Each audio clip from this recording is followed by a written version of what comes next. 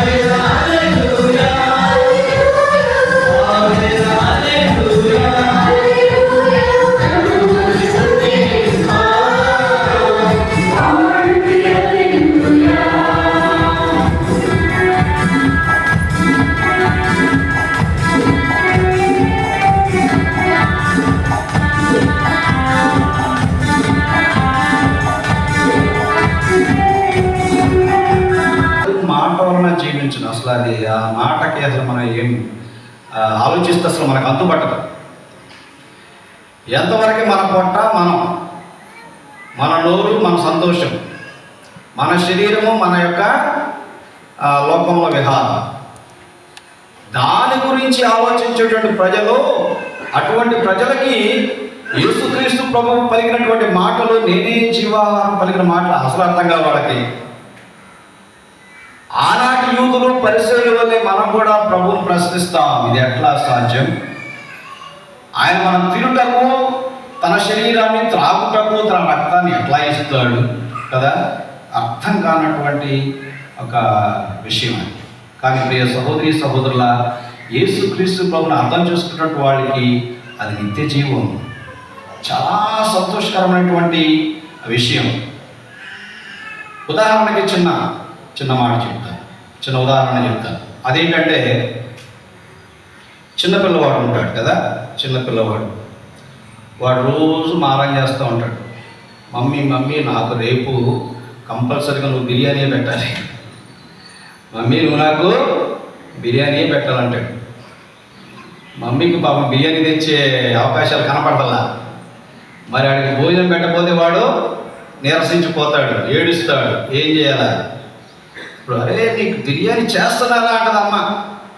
నేను నీకు బిర్యానీ తయారు చేస్తున్నానని ఒక మాట అంటది. ఒక మాటని ఆ వంటగదిలోకి పోయి ఏదో అవి కలిపి ఈ కలిపి అట్ట కలిపి అట్ట ఉన్నదా అని అట్లా సెంచారు. అరే బిడ్డ రారా, అమ్మ బిర్యానీ చేసేవారు, బిర్యానీ కన్నా సూపర్గా ఉండరా బాబు ఈరోజు నేను చేసిందంట. నిజమమ్మా? ఎస్, అది బిర్యానీ కాదు, బిర్యానీ కన్నా ఎక్కువ.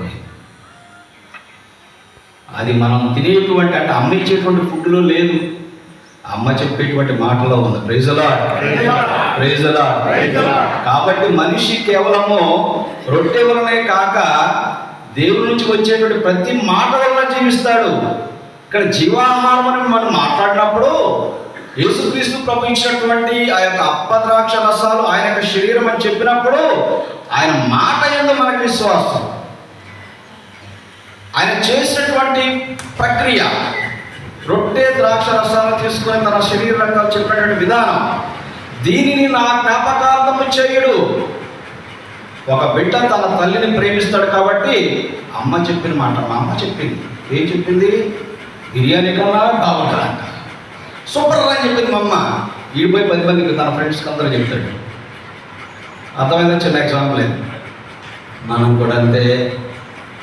నువ్వు గనక ప్రభువుని ప్రేమించినట్లయితే ప్రభు ఇచ్చినటువంటి అప్పద్రాక్ష రసాలు సూపర్ ఫుడ్, మనకి జీవాహారం. మనకి వేరే వాడు ఏంటో మాట్లాడతాడు, అదేదో తెల్లగా ఉంది రొట్టె, అదేదో ద్రాక్ష రసం అంట, అది తాగుతారు, ఏంటో యేసుక్రీస్తు ప్రభుని శరీరం అర్థం బయట వాడికి అర్థం కాదండి. కానీ ప్రియ సహోదరి సహోదరుల యొక్క దివ్య సప్రసాదాన్ని స్వీకరించి ఇంక ఎటువంటి మామూలు భోజనాలు చేయకుండా మరి బ్రతికినటువంటి పునీతులు చాలామంది ఉన్నారు. పునీత అశీసుపురం ఫ్రాన్సిస్ వారు, ఆయనంట ఈ యొక్క ఇది 40 దినాలు తపస్కాలం, 40 దినాలు వచ్చినప్పుడు ఆయన అనుకున్నాడంట, నేను ఏదైనా ఒక ఎడారిలోనికి పోయి ఒక అడవిలోనికి పోయి తపస్సు చేసుకోవాలా అని చెప్పేసి బయలుదేరాడు. సాయంత్రం బయలుదేరిన తర్వాత ఒక డౌట్ వచ్చింది దానికి, అబ్బో నాకు నీరసం వస్తే. అందుకని ఏం చేశాడు, 2-3 రొట్టె ముక్కలు కూడా తీసుకొని బయలుదేరాడు. ఎక్కడికి పోయాడు? ఒక అడవిలోనికి వెళుతూ ఆ అడవిలోనికి వెళ్ళాలంటే ఒక ఏరులు దాటాలి, ఒక పెద్ద కాలువను దాటాలి. ఆ కాలువ దాటేసరికి అక్కడ ఒక మనిషి ఉంటాడు, ఆ పడవ నడిపేటువంటి వాడు చెప్పాడు, అరే బాబు నన్ను ఈ ఏరు దాటించు, నేను అటు పోకూడదు, పని మీద వెళ్తాను చెప్పాడంట. సరే, ఆయన ఏరు దాటి వెళ్ళిపోయిన తర్వాత ఒక మాట చెప్పాడంట, నేను తిరిగి రాలేదని నా గురించి ఎంక్వైరీలు పెట్టబాక నువ్వు, నేను ఒక ఉద్దేశం మీద వెళ్తాను చెప్పి వెళ్ళిపోయాడు. నేను సహోదరి సహోదరులారా, ఫ్రాన్సిస్ వారు ఆ ప్రాంతంలోకి వెళ్ళి ప్రార్థన చేసి తన యొక్క తపస్సులో తాను నిమగ్నమై ఉండగా 40 దినాలు తాను కనీసం తాను తీసుకుని వెళ్ళినటువంటి రొట్టె ముక్కను కూడా తినలేదు. Praise the Lord, praise the Lord. అంత శక్తి ఎక్కడి నుంచి వచ్చిందండి? మనం ఒక పూట భోజనం చేయకపోతేనే 2వ పూటకి హాయ్ హాయ్ హీ అంటూ ఉంటాం. ఆకలేసినప్పుడు కోపం ఎక్కువవుతుంది కదా, ఇసుకుపోయి హాయ్ హీ అంటూ ఉంటాం మన ఇళ్ళలో. సహోదరి సహోదర, తెలుసుకోవాల్సింది ఏంటంటే దేవుని యొక్క మాటను నమ్మినటువంటి వారు, ఆయన మాట విశ్వాసం ఉంచేటువంటి వారు నిత్యము శక్తిని కలిగి ఉంటారు. దేవుని యొక్క మాటలో, ఆ వాక్యములో అంత శక్తి ఉన్నది. ఇక్కడ యేసుక్రీస్తు ప్రభు యొక్క శరీర రక్తంలో పండుగ అంటే యేసుక్రీస్తు ప్రభువే తన యొక్క శరీర రక్తమును అప్పద్రాక్ష రసం రూపంలో ఇచ్చి మనల్ని పోషిస్తున్నారు. ఆ యొక్క శరీర రక్తాన్ని స్వీకరించినప్పుడు మనం ఏమవుతున్నాం? ఆయన శరీర రక్తాలు అవుతుంది కదా. అది ఎప్పుడైనా గమనించారు మీరు? Jesus has broken himself. అటువంటి యేసు ప్రభువుని స్వీకరించి నువ్వు కూడా ఏం చేయాలా? Break your self. నిన్ను నువ్వు త్రుంచుకొని ఇతరులకు ఆహారమై జీవించాలి. అదే ప్రతిరోజు దివ్య ప్రసాదం యొక్క ముఖ్యమైన ఉద్దేశం. పూజ పనికి వచ్చాం, పూజలు మనం పాల్గొన్నాం, చివరి సప్రసాదం స్వీకరించాం, మన డ్యూటీ మనం వెళ్ళిపోయాం. Jesus is sending you and me in this place. We are representing Jesus. And when you also act like Jesus, sacrifice your life for Jesus, for the people who wherever you are, అప్పుడు నువ్వు నిజంగా యేసుక్రీస్తు ప్రభుని అనుకరిస్తున్నటువంటి మరొక దివ్య ప్రసాదం అయిపోతుంది. ఒక రొట్టెల వ్యాపారి అంట, అతని పేరు మత్తాయి. అతనంట రొట్టెల వ్యాపారం చేస్తూ ఉండేటువంటి వాడు. ఆ ప్రాంతంలో ఉన్నటువంటి వాళ్ళందరూ కూడా మత్తాయి షాపులో రొట్టె కొనుక్కుంటే అదే ఉంటుంది అనుకునేవాడు. ఆ యొక్క డిమాండ్ చూసి ఈ వ్యాపారి పొద్దుంటే ఎప్పుడో 2 గంటలకు 3 గంటలకు లేచి ఆ రొట్టెలన్నీ కూడా తయారు చేసుకుని తెల్లారి పట్టణాలు పెద్దగా సిద్ధం చేసుకునేవాడు. ఉదయం 7 గంటల మొత్తం అయిపోయాడు. అయితే ఒకరోజు అనుకోకుండా పెద్ద క్షామం. క్షామం అంటే ఆ గ్రామంలో కానీ ఏరియాలో కానీ ఏదో ఒక కరువు లాంటిది వచ్చి ఇక్కడ పంటలు లేవు, తినడానికి తిండి లేదు. అప్పుడేమైంది, ఈ మత్తాయి దగ్గరకు వచ్చేటువంటి వాళ్ళందరూ కూడా తలుపులు వేసుకుని లోనే కూర్చున్నారు. ఎందుకని? డబ్బులు లేవు ఒకటి. తర్వాత ఎక్కడ మా ఇంటి తలుపు తీసి బయటకు వస్తే, ఎక్కడ పోయి ఆ మత్తాయి కొట్టులో నేను కనుక బ్రెడ్ కొంటే నా పక్కన ఉన్న వాళ్ళందరూ కూడా వచ్చి అమ్మ కొంచెం పెట్టవా అంటారు అని చెప్పి అందరూ కూడా తలుపు తీసుకొని ఎవరు ఉండాలి వాళ్ళు చెప్పి బతికేస్తారు. సహోదరు అటువంటి ఒక సందర్భంలో ఒక చిన్న పాప అంట, ఆ పాప పేరు క్లారా. ఆ పాప అంట ఆ వీధిని వెళుతూ బిగ్గుని వేసుకుంటూ పోతాను, తింటాకెళ్ళలేదు పాప. పోతా ఉంటే ఈ మత్తాయి ఆ బేకరీ దగ్గర కిటికీలోనంట ఒక బ్రెడ్ ముక్క, ఒక రొట్టె ముక్క అట్లా ఉందంట, కిటికీలో పెట్టాడంట. అప్పుడు ఈ పాపకి తీసుకోవద్దని చెప్పేసి భయపడుతూ అంకుల్ ఈ రొట్టె ముక్కని ఆ కిటికీలో ఎందుకు పెట్టావు అని అడిగిందంట. అమ్మా నాకు